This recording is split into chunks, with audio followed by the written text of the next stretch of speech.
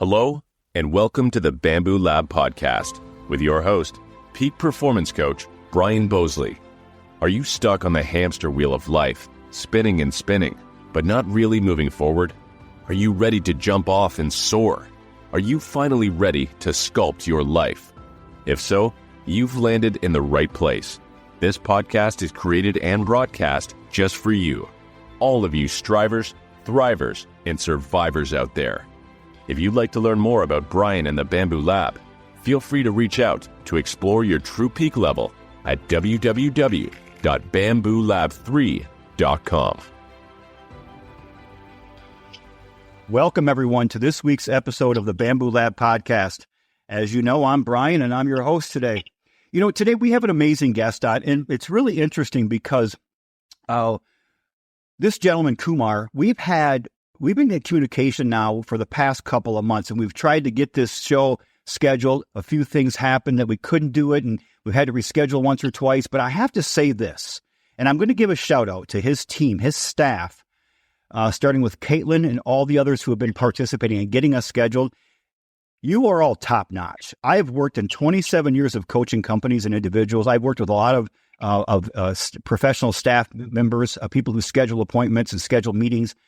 You guys are diligent. You have an incredible eye for detail, and I can't believe how professional and on spot you are. So before we even start off, I'm going to give a shout out to Kumar's team. So anyway, folks, today we have an amazing guest. We have Kumar Vijayendra on today, and Kumar is an author and speaker. He's renowned for his expertise in sustainable operations management. We hear a lot now about sustainability. We hear a lot of people talking about it. We have now people who are doing something about it in the business world, and that's Kumar. He uses his extensive knowledge and international experience to help small businesses realign their strategies around the 4 P's of sustainability. And I want to repeat these 4 P's because I think they're so important.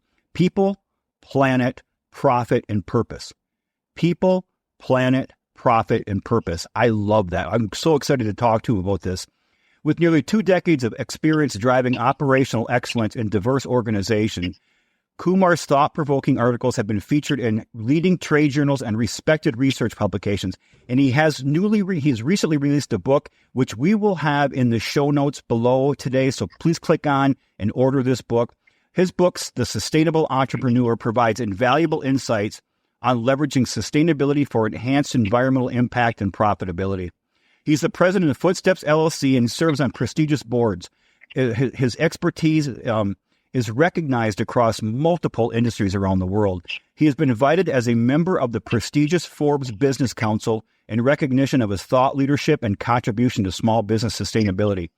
Kumar holds an MBA from the University of Pittsburgh, Go Panthers. With a certification in sustainability, he's a certified Six Sigma Green Belt, he's certified Scrum Master, and he's certified executive coach.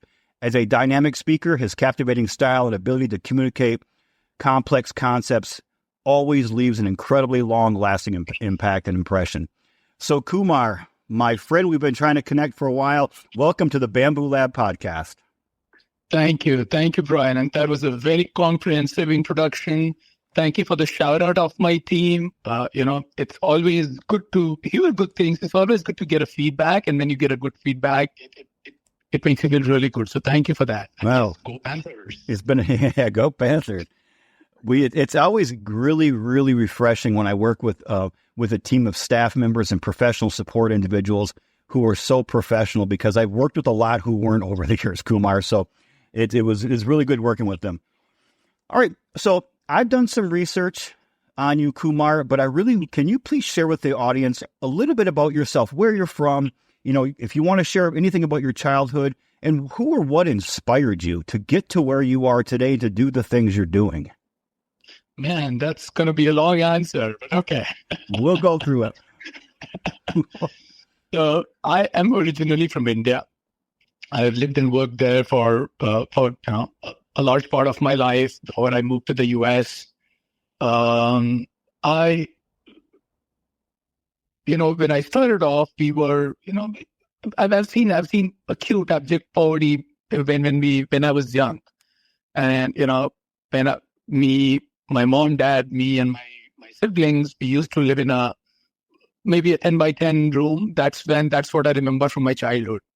But what I saw was my dad's hard work, tenacity, and, not just giving up, just keeping at it. And my mom's hard work in her job and in bringing us up.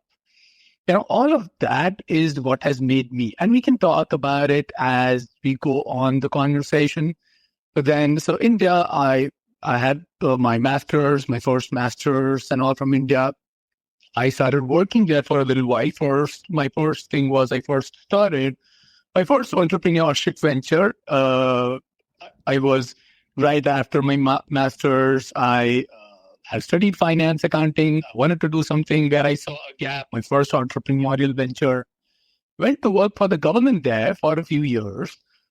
The government job in Indian context is pretty coveted. And, especially when you come from nothing, anything that can get you something or can get you somewhere is kind of, you want to latch on to that. And we'll talk about that as we go. I moved to the US, you mentioned, got my MBA. I started off by, working with someone I know to understand, because I wanted to start my business, but I was not sure if I was ready, especially in the US context. So I worked with someone to understand the context, and then one thing led to another. I started my business. When the business started, when your bread and butter is taken care of, that's when your heart keeps on telling, my heart kept on telling me that there are certain things which I'm passionate about. And my heart kept on reminding me, even while my bread and butter and everything was kind of, taken care of through my business. That's when, when things stabilized at work a little, that's when, that's how we are having this conversation. That's how this whole concept of, this book and everything is coming up. And my, again, talking about my passion, as I was mentioning, my heart calling out, I realized that for me, the ultimate fulfillment is when I am able to touch and impact lives. It could be individuals, it could be organizations. It was a governmental structure earlier. Other than that, that's where I find my meaning in my life and in whatever I do. And all of us, or I think all of us, have this drive within us. We want to go ahead and create and leave an impact on others. The next question that beckons us is, what is my natural expression of it? I could be doing a job, I could be doing a business, I could be doing something else. But what's my true expression of my true self, my creativity, my core self? That's when my speaking, my writing, these podcasts, all of this came in picture. My niche, or I'm still a student here. I've written a book and all that, but I'm still a student here. I'm still learning every single day. But the area which I like to call my niche is focused on small businesses. Because I realized, even when I was doing my own small business right after my college back there in India, and even here in the US, that a lot of resources, when you see like research papers or educational research papers or even books and materials, a lot of them are geared towards big businesses. We are talking about sustainability. A lot is talked about sustainability, but mainly from the perspective of big businesses. Now, small businesses have a totally different challenge. Small businesses, the small business owner is, my friends who are small business owners, and I agree to that, all of us say that, a small business owner is both the CEO and the janitor. He or she wears like 20 hats. You are a business owner with your podcast and you understand that. So our challenges are much different from the way, all the support materials available. And this is not as much supported, not as much supported in terms of books, in terms of resources, in terms of research materials, in terms of a supporting ecosystem. This is where I want to go ahead and create an impact for fellow small business owners, from one small business owner to another, as I'm learning, as I'm working, as I'm training myself. So before you move on, Kumar, I just want to reach out to the audience out there. So if you are a small business owner or you work for a small business owner and you can go to that person and talk with them, share this podcast or go in and we'll include links to Kumar's website as well. Because I like what you said, Kumar, is because you have a passion for small business owners. There are so many people out there who do coaching or consulting or speaking and training, but they kind of focus on big, large Fortune 500 companies, and then they try to work with the smaller business owners, and they really are different dynamics. They are a different breed of individual, and they really need to be approached. The small business owners need to be approached by somebody and work with somebody who, in fact, really, truly understands the depth of their challenges and the depth of their passions and goals. So please, anybody out there, let's keep researching Kumar here as we go on and after the show today. So I didn't mean to interrupt you, Kumar, but you were on a good roll there. Thank you. And you actually summarized it. This is more of a journey, as I said, from one small business owner to another, because I understand, if we are a community, I understand being a part of the community, I understand our concerns, our challenges, as all of us, because all of us are in the same boat, and the boat is different from what, as you said, the Fortune 500 companies, the playground that they have. Stay with us. We'll be right back. In the ever-evolving world of Medicare Advantage, your STARS program performance is the key to success. Meet Prospire, leaders in Medicare STARS expertise. Our dedicated team is here to stand by your side, addressing your Medicare landscape, STARS performance, and future growth. We'll define tactics and establish strong analytics to boost your performance, enabling rating success. Prospire, your partner for Medicare STARS success. Contact us today and watch your plan shine brighter. Visit Prospire.com for more information.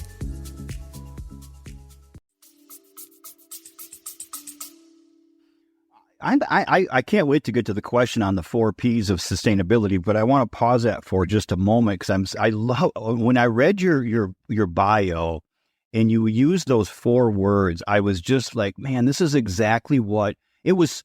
It summarizes everything so important. So I want to get to that in a minute. But can I ask you, in the last, let's say 12 or 24 months, Kumar, what has been something you've really learned or a new learning that has really helped you to transcend and grow as an individual and therefore to help other businesses so that I'd like you to share that with myself and the audience.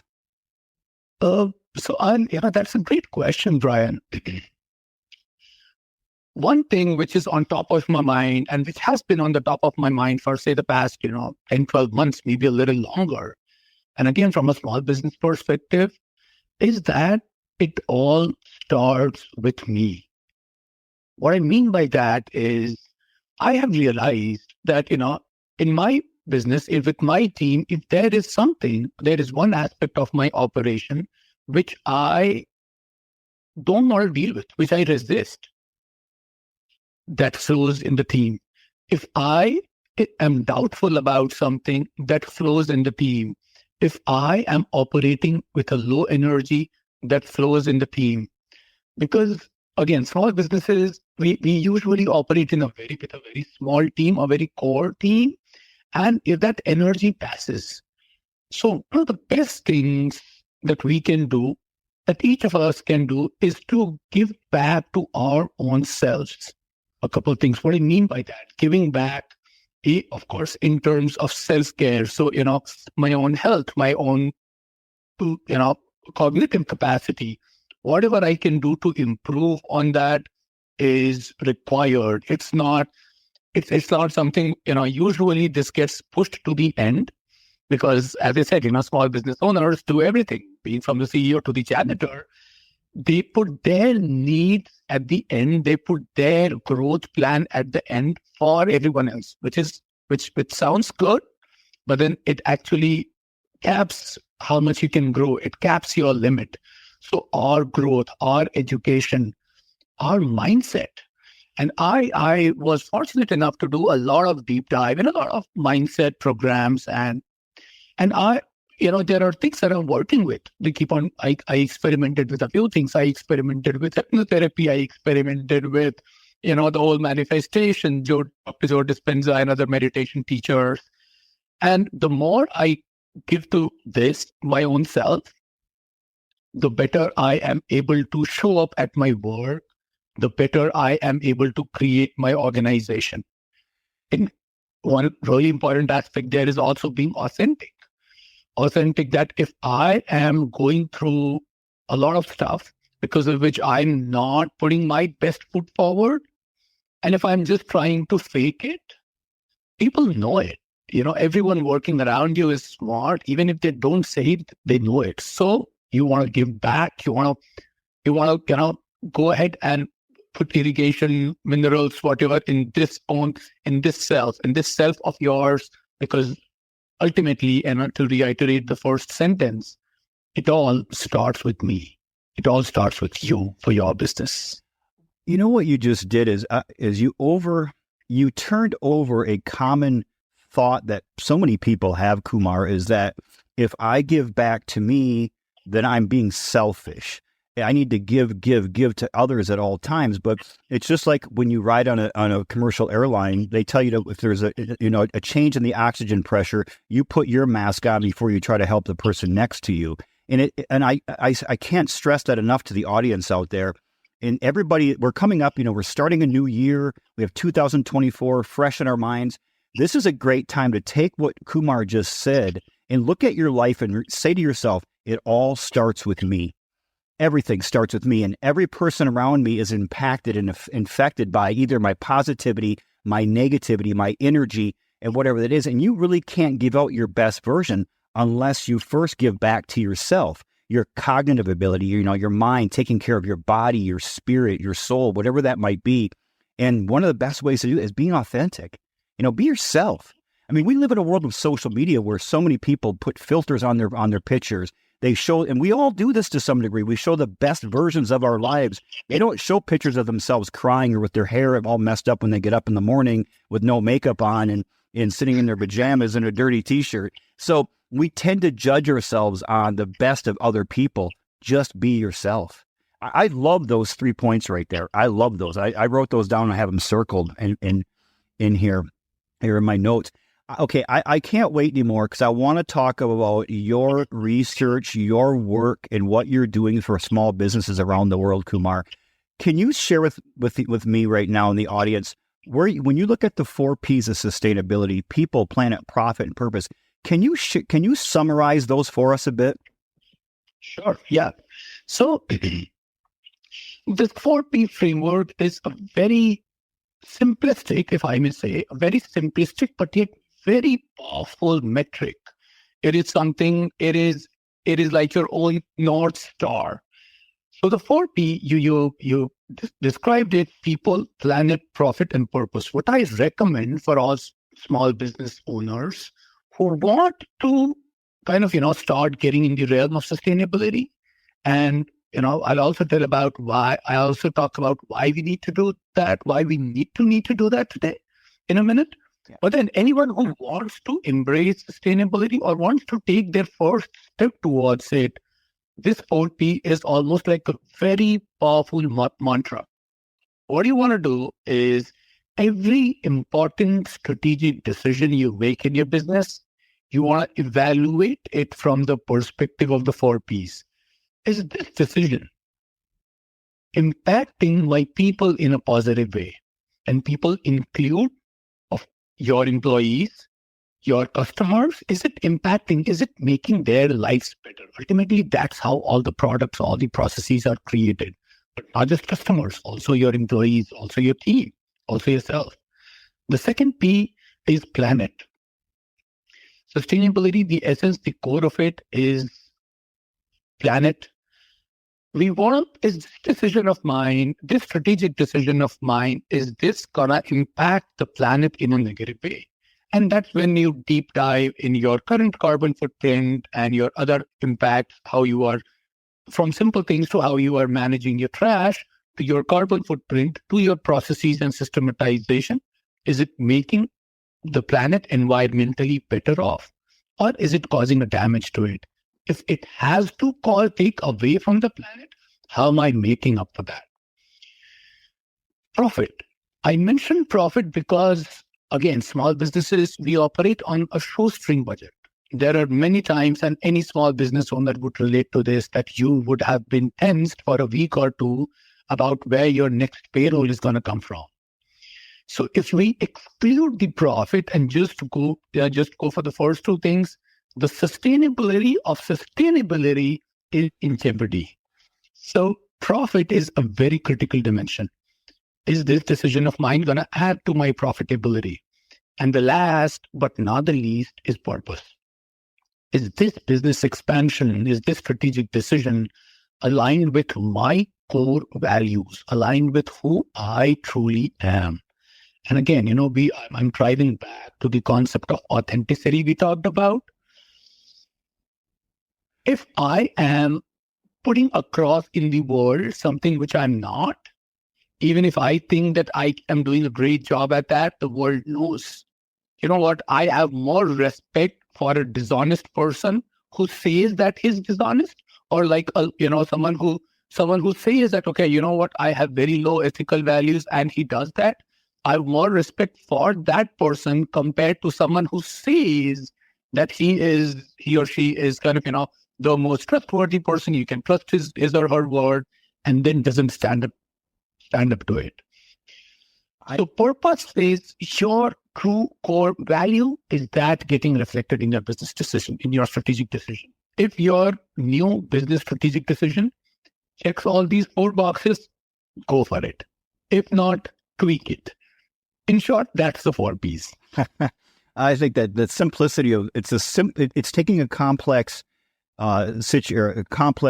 issue and making it so simple for anybody to really implement. I want to share something with the audience. Did you hear when Kumar talks about small businesses?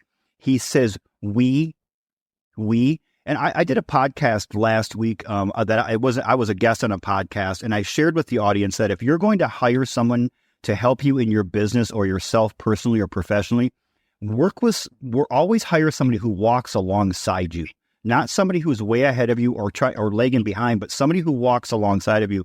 And when you hear a person say "we" when they're talking with you, that's a little element you want to pick up on. It's a cue that you want to pick up on. So just that's a side note. But so where did the 4 Ps come from, Kumar? Is this something that you created and came up with over the course of time? No, in fact, no. So essentially, as the whole concept of sustainability evolved over time, and this is going to be a little of an academic touch to the conversation we are having, this concept has been evolving over the past 50 years in our regular practice. In the 1980s, major things happened, UN did a commission and all of that. So the way this concept started evolving, they first focused just on the planet dimension. And then, as for the research and everything went on happening, the next P was added, which was the people dimension. Because again, you cannot be doing something which damages or not supports your people, and then say that, you know what, hey, I'm doing this only because it is good in one factor. Then the concept evolved to the triple bottom line, is what they say, which was people, planet, and profit. Some research around kept on talking about purpose. So although this framework existed kind of in different Ps, in different forms and stuff, but then I kind of brought them together the way they are, the way I'm thinking about it. Well, it's to me, I like it. I'm right now, Kumar, I'm reading Simon Sinek's book, The Infinite Game, and he shares in there how certain companies or organizations play a finite game. Like they play to win, like a football game. They play it for a set of some number of decades or years or sometimes quarters, and they'll do anything to win. And they don't look at the bigger picture. What's the long-term impact on what they're doing? And two of the things that you've already talked about that he brings up that these infinite corporations that play the infinite game is they talk a lot about purpose. They talk of what's their overall purpose. Like you said, does it align with your core values? And they also talk about people, how what they're doing is impacting people, not just the customer or client or the shareholders or stakeholders, but the employees, the community as a whole. And so what I'm seeing here is in such a good congruence with what these large organizations that are really doing things right. This is what you're in alignment with those, and you're able to apply this to the small business owner. I think it's great. I love it. So right now, how can a small business adopt the sustainable practices? Like if I'm a small business owner and I'm listening to today's show, what's something I can start doing to say, okay, I love these 4 Ps. I don't think I'm in alignment with all of them. What is one thing they can do to give themselves a good audit or a check to see, where am I off of alignment and which ones am I aligned with?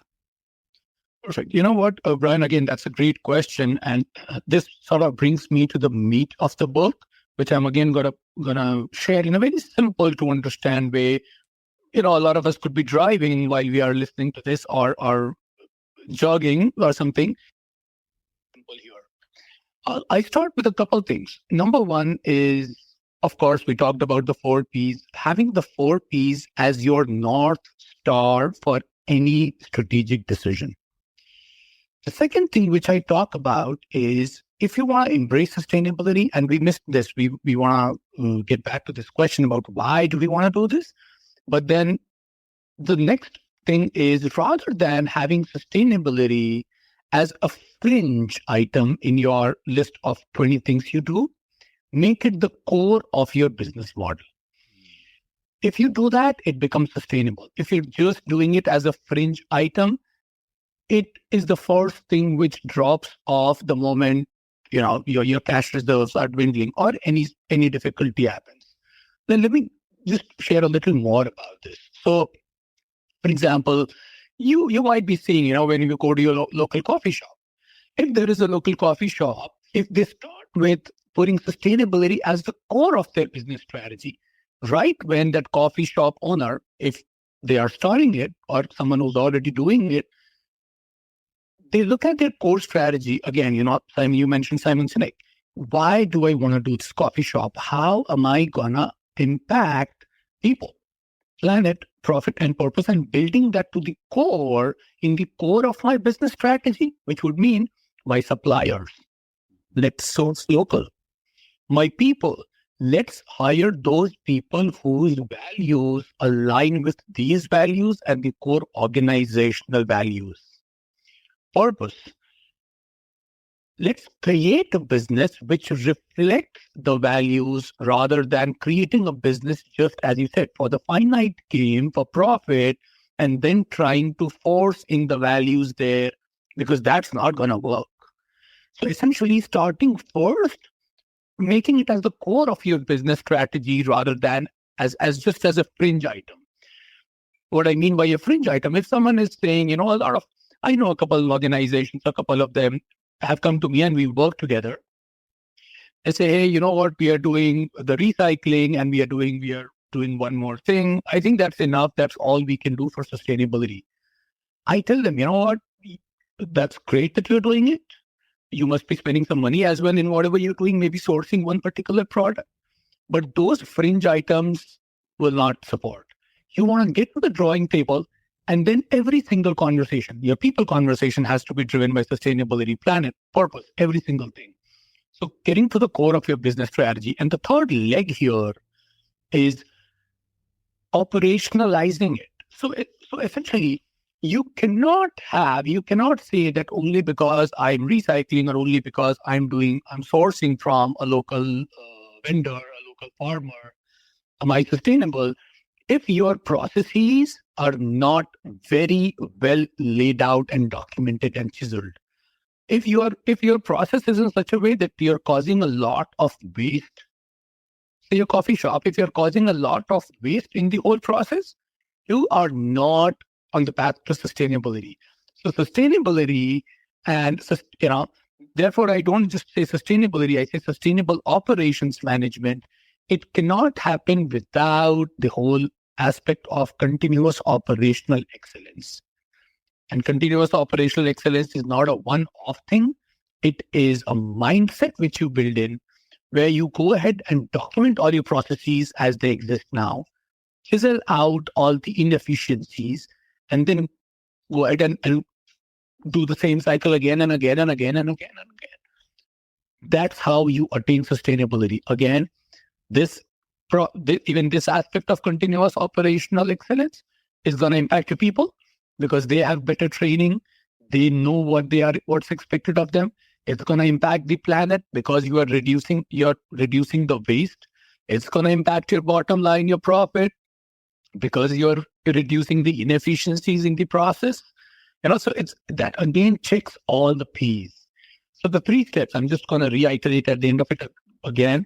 The 3 steps. Number 1, make sustainability the core of your business strategy rather than just a fringe. Second, have the 4 P's as your North Star for any important business decision. 3, continuous operational excellence. And once you're there, I tell my clients and other business owners to talk to me. Then this is the time when you start to wear it on your sleeves. And what I mean by that is now when you got it, then you start talking about it. You start putting it in your advertising, you start putting it on your walls, you start doing everything to talk about it, to wear it on your sleeves, because this is something to be proud of. And you living it and then wearing it on your sleeves, and mind you, both of the things are important. You living it and then wearing it on your sleeves might go ahead and inspire one person who might go ahead and inspire another person, and that will start a chain where all of us are moving to what I like to call our common shared vision for the world, which is to leave the world a better place than we got. Stay with us. We'll be right back. The People in Performance podcast offers insights into the strategic competencies, behaviors, and results needed to increase the performance of employees and leaders. The show looks at all areas of the world of work, including attraction and recruitment, onboarding, training, and succession planning. Tune in to get a better handle on the stages of workforce planning you need to master in order to guarantee long-term success in a rapidly changing world of work. New episodes drop each week. Check out the latest People in Performance episodes on your podcast platform of choice. Follow us on socials and read the latest articles at pppod.com.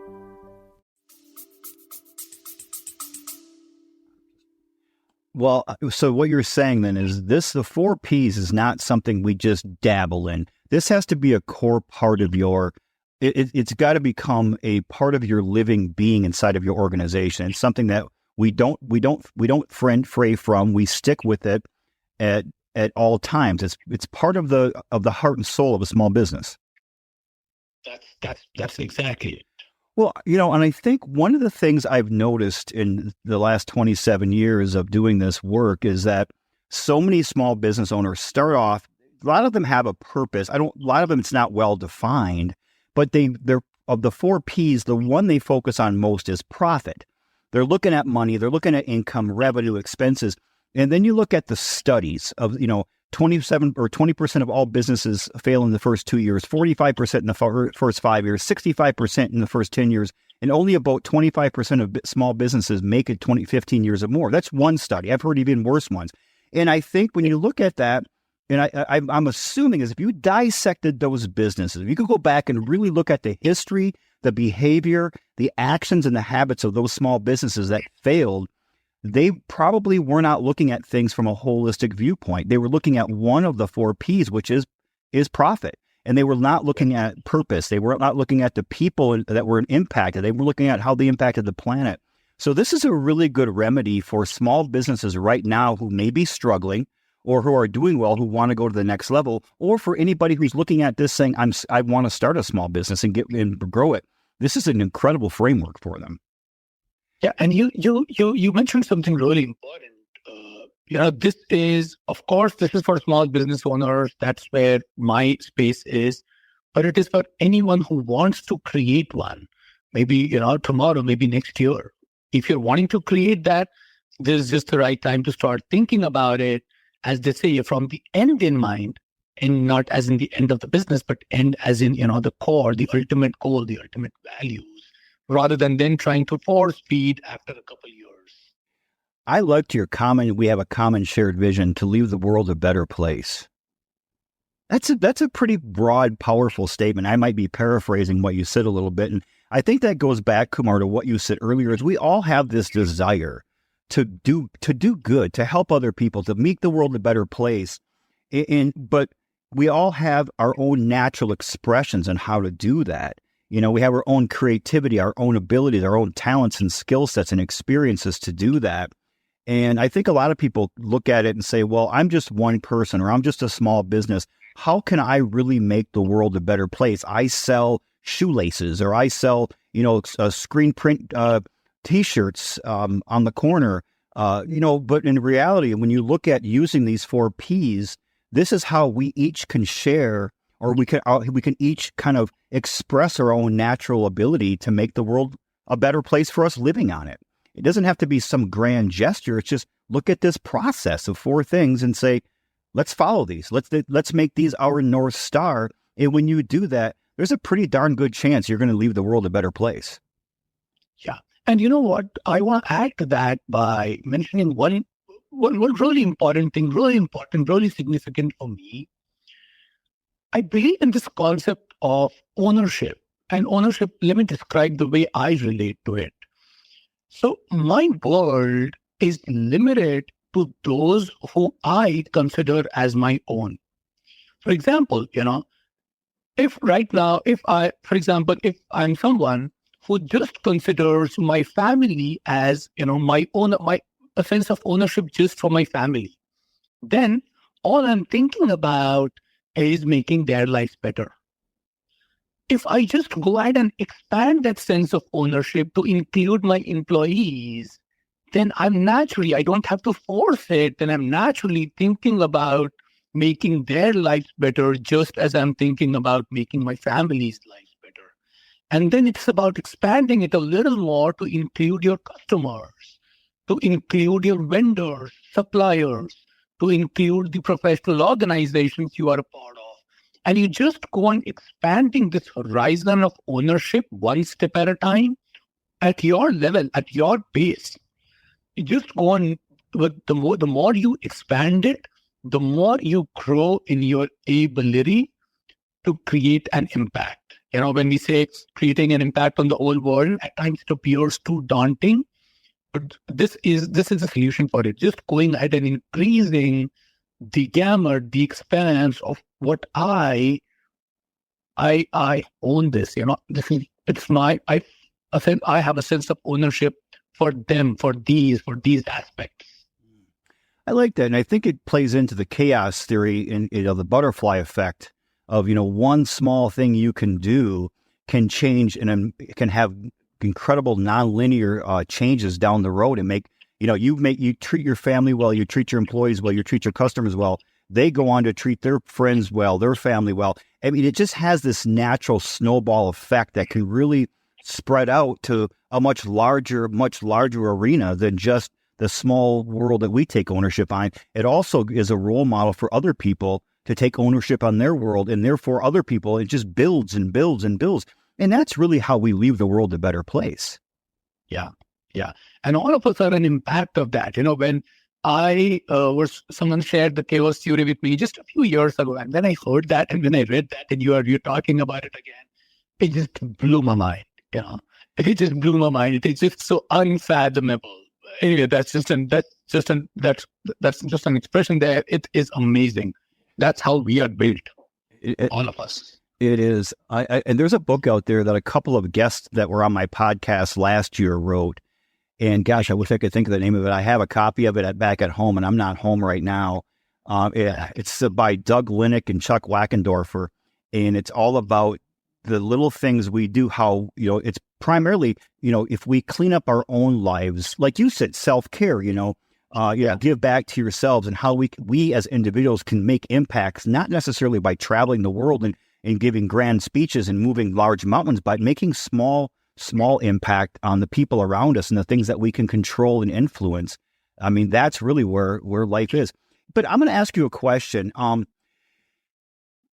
If I'm a small business owner and I'm listening today and I'm like, this sounds really good and it sounds almost perfect, but I have to believe there are some obstacles for a small business owner to implement the 4 Ps of sustainability. Can you share with us what some of those obstacles that you have seen so far, and maybe how the business owners and entrepreneurs have helped overcome them? Yes. So, and again, that's a great question. It's really important to talk about the possible obstacles. The three major obstacles when it comes to small businesses embracing sustainability, or even trying to, kind of think long term, is small business owners. We usually are in a scarcity mindset when it comes to time, resources, and knowledge. We think that we don't know enough. We don't have enough, financially to go ahead and kind of embrace on this project or this idea. And we don't have time enough because we are trying to do everything, janitor to CEO, we're trying to do everything. So these three are the most important obstacles. And, it's unfortunately that whole chicken egg kind of scenario. The more you start, therefore I say, when you start looking at it from a core strategy perspective, rather than a fringe item, that's when you don't need to deploy more resources to embrace sustainability. Because that's when you would have thought out already, you have already checked out your profit, planet, people, purpose, and you've made a proper strategy rather than just taking things as they go. That's when your foundations are laid much clearly. The other gaps are time and knowledge. They are very legitimate gaps, which any small business owner experiences. Again, but the more we do a strategy work here, the more we do a core work here, the more aligned it is. Because as we talked about continuous operational excellence, if you make it as a part of your strategy, if you make the 4 Ps as a part of your strategy, that saves the inefficiency, that gives you time. So unfortunately, the solution is the obstacle. The only way the obstacle can be solved is by going for the solution. Although it is the obstacle to the solution, it's kind of that kind of a situation. But then these three are the main obstacles. And essentially we operate from a scarcity mindset. Again, given there have been many times for all of us as small business owners when we thought like, okay, where is my next payroll going to come from? I talked about this. How do I fit this in? Because my day is already a 15-hour day. What do I do? When you're doing it on the fringe, you look at it as an external item. When you're doing it as the core, it just transforms. So what I'm hearing is the reason why someone might say, I can't do this, is the exact reason why they should do it. Unfortunately, that's exactly true. Well, Kumar, I've actually had clients that when I'm coaching them on time management and I recommend some books to read, they'll say, I don't have time to read books on time management. I'm like, wait a minute. That's the exact reason why you need to do it. It's like saying I'm too sick to go to the doctor. It's irrational, but that's the way, especially in a small business mindset, when you're so busy and you have a lot of stress on you and you're tense and things of that nature. It's hard to think rationally at times, and we think with our right brain sometimes more than we should when it comes to those situations. I wonder, go ahead. I'm sorry, I didn't mean to interrupt you. You shared something which really is my story. I want to share something to everyone listening here in a space of vulnerability, because Brian, this feels like, although this is a phone conversation and I know this is going to go public, but this surely feels like a safe space. And thanks for creating that space. We talked about the solution to the problem being a part of the, I'm not phrasing it properly, but then personally, I had a lot of problems with organization and prioritization. Part of it also came because of some ADD issues, but then I had really huge problems with that.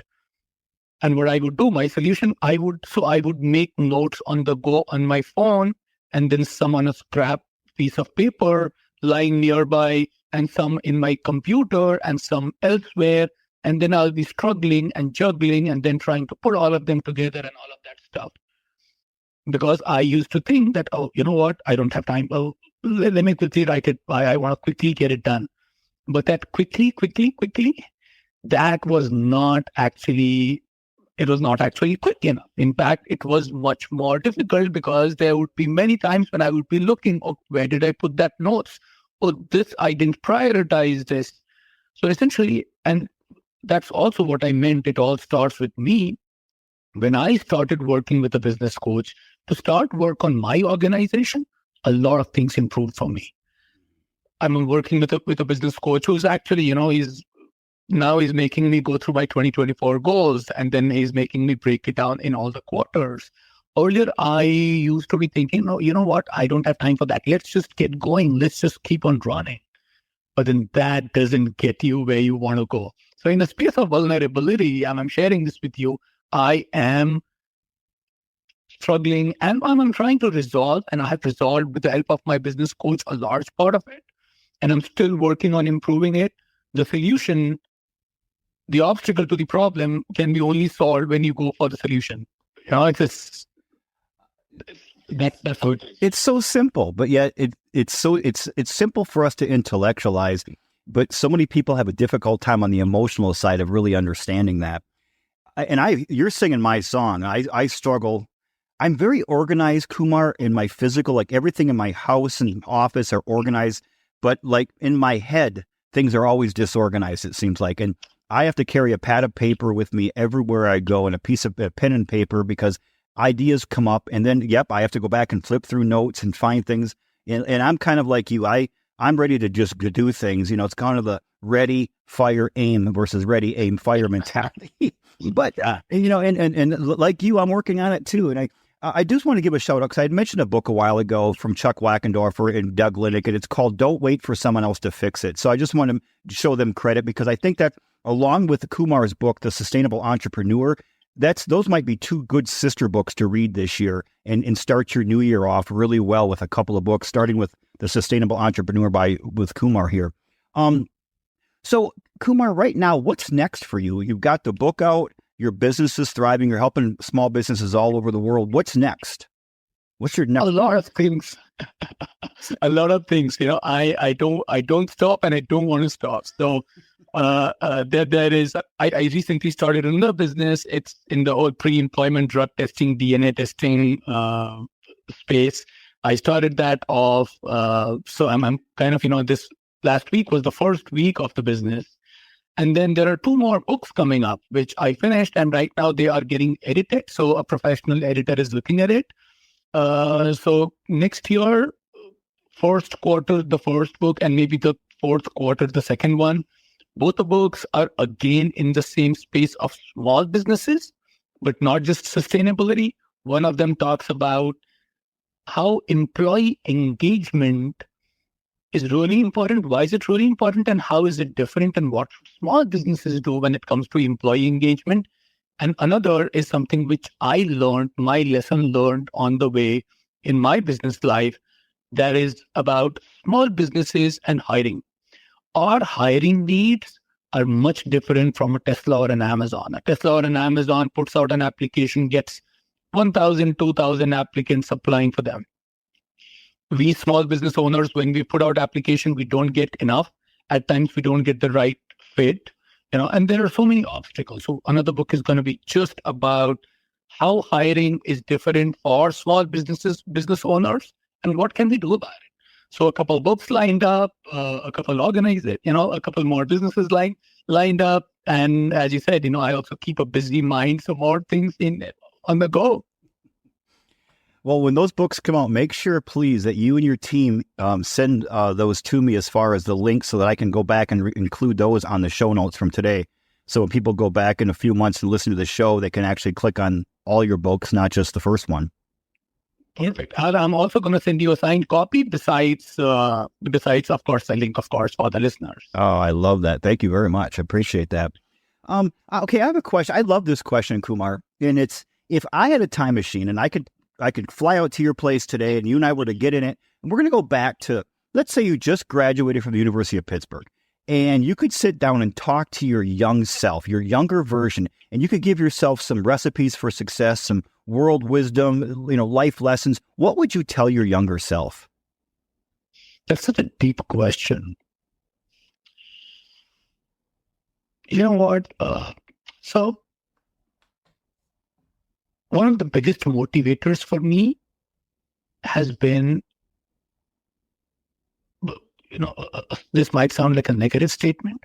There is no bigger burden than the burden of unrequited potential, unrealized potential. This has been one of my drivers. So there have been phases in my life when, I yearned to do something different. For example, when I mentioned I worked for the government in India for some time. When I was working there, I knew my heart and soul was not contented there. But that was a very comfortable job. Everything looked great.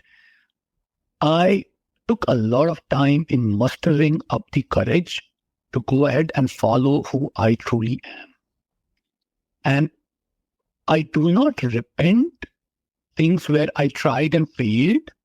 The only things which I repent in my life are things which I didn't even try because I was unsure or afraid, or I felt that I was not ready. So my reminder to me is that there is no bigger burden than the burden of unrealized potential. What your potential is something for you to decide, is something, my potential is something for me to decide. And that goes on evolving. The good thing, people keep on talking, we talked about purpose. People keep on talking about passion. I've heard both people say good things about it and not so good things about following your passion. There is one underlying kind of, the important thing there is that we think that once we've decided a passion, it has to stay that way. I'm someone who has multiple interests, and so are a lot of us. That's how we humans are wired. But right now, if my heart is calling me out for a certain form of creative expression of myself, I want to go ahead and pursue that. I would rather fail in that pursuit than win in a comfort zone, because then this will not be contented. So coming back again, that one line, there is no bigger burden than the burden of unrealized potential. That's one of my biggest motivators. That's what I'll say to that younger self again and again, to go ahead and try for it. I wish you could have met me when I was 22 years old, because I could have heard that lesson. I needed that lesson. And the thing is, Kumar, I still need to hear that lesson. There are so many times, in my life, I'm 56 years old, and I have had my coaching practice for 27 years now, just last month. And there are times when I have to stop and say, you are underachieving. You are not, and I find that as I get more comfortable, I have to push myself even more consciously to take the risks that I was very okay taking when I was in my 20s and 30s. And I have to, and I have these grand ideas and these hopes and opportunities. And I find myself, as I get a little older, more afraid to take those. And so I love this lesson and I'm going to remind myself that there is no greater burden than the burden of unrealized potential. I was thinking yesterday, I was talking to a client and they were asking me what I thought progress was. And I said, progress is doing something hard today, and tomorrow you are rewarded by having to do something even harder tomorrow. And that's, we get so comfortable in our lives, whether it's our business or our personal lives or our careers or our families. And we have to realize at all times, there is so much more unrealized potential in us. And we don't want to go, my great friend Dave Dick told me one time, he said, when you die, you want to shake hands with how did he say this? You want to shake hands with the most amazing man you've ever met, and you want that man to be you. And I'm paraphrasing. I'm like, wow, that's so powerful. And I realize I haven't always been that man. And I have to constantly remind myself, go for this, do this, take that chance, take that strategic risk, try new things. And we all do this. We all go through that. I love that. In fact, I put a big star next to that phrase. So I'm going to give you credit, though, Kumar. I promise you. This is just so powerful. I said that, and all of us, I keep on reminding this to myself, because there are times when I get stopped by fear, when I get stopped by the feeling that I don't know enough. And it is like a constant reminder for you, me, for each of us. There are a lot of us, we're talking about small business owners. there are a lot of us, a lot of your listeners who could be on the verge saying that, hey, you know what, someday I want to start something my own. Take the plunge. You'll not repent that. And this is a guy who, talking to you folks, who's taken the plunge, who now works alongside all of these small business owners who have taken the plunge, and he understands it. He understands the fear, the risk, the concerns, the worry. And, if, like he said, I'd rather do something and fail than lie on my deathbed and wish I would have taken it and tried that thing that failed at all times. Kumar, as we're wrapping up here, I'm going to ask one more question. And this kind of catches anything that I might have missed. Is there any question that I didn't ask that you wish I would have? Or is there any final message you want to leave with the Bamboo Pack audience? I just wanted to touch upon one thing which I mentioned a couple of times, didn't get into it. This is kind of going a couple steps back, but still, for all small business owners or anyone who wants to be one, this is the time when you want to start embracing sustainability full on, like making it the core of your business strategy. And I'm going to give you a framework. I published an article in Forbes, which has the whole detail of that, which you can look up. But I'm just going to quickly go through that. From a very financial bottom line perspective, I'm putting it because that's one of the drivers when you're doing your initial strategy. Your consumers today, with the whole change of taste in consumers, especially with the Gen Z becoming the main consumers now, your consumers will love you more if you embrace sustainability. They'll be willing to pay you a little more if you're someone who's actually living that rather than just talking about it. You will outshine your competition. If, say, you're a local coffee shop, you'll outshine your competition if you are an organization who lives it, breathes it, and also talks about it. There are a lot of opportunities for collaboration if you're a small business owner who's on the verge deciding, should I not? A lot of opportunities for collaboration, a lot of nonprofits, a lot of organizations, a lot of individuals like myself who just want to go ahead and talk and support you. If you're someone who is already an entrepreneur, wants to say, is looking at the potentially selling your business someday, there are a lot of VCs out there who mainly focus on businesses which have sustainability as the core. And last but not the least, there are also some government incentives. Now, this conversation was the MBA in me. This is the initial conversation which I do, of course, with numbers with all my clients when I tell them that these are the reasons why you want to do it, and you want to do it today rather than getting lost and getting behind. So also the question was some message, but I still wanted to address this for people who are still on the fence about embracing sustainability. And what I heard you say, and I heard this from a guest a couple of weeks ago, Kumar, named Derek Kinney, and he talked about businesses or individuals or teams or companies having a generosity purpose.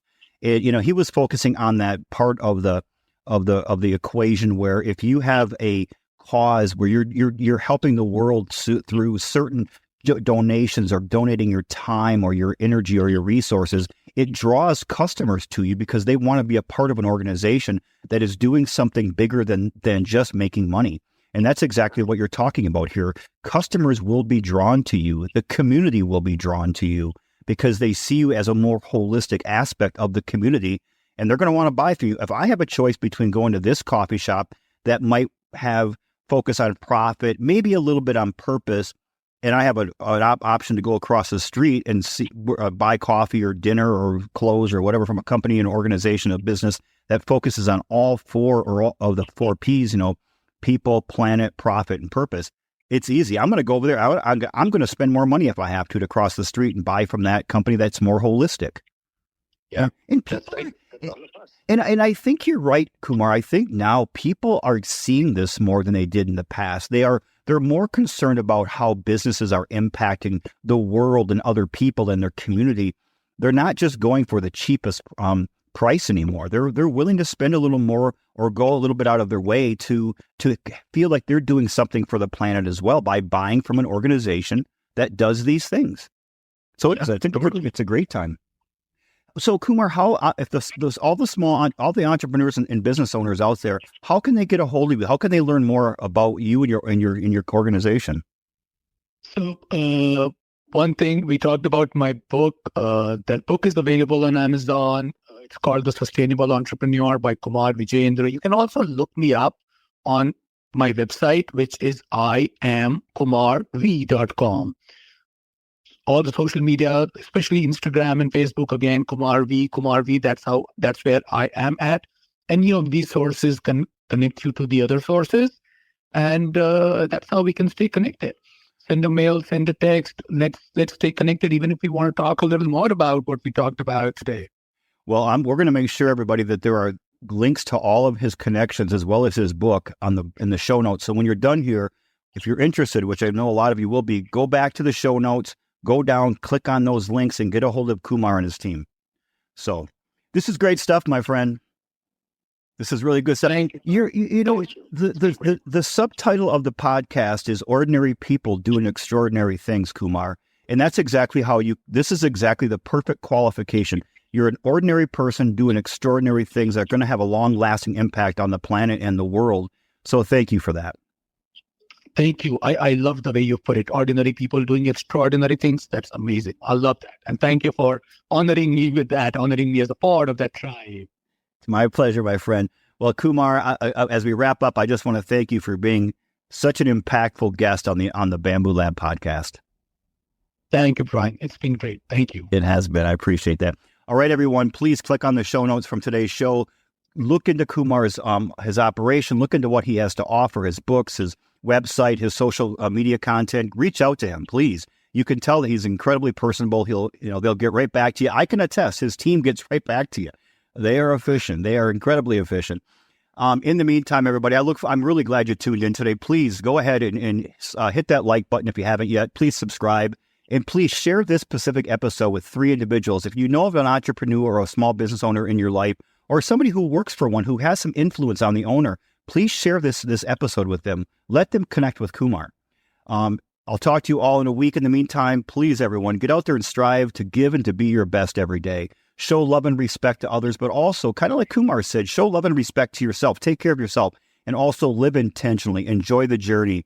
You know I appreciate and love each and every one of you. Thank you.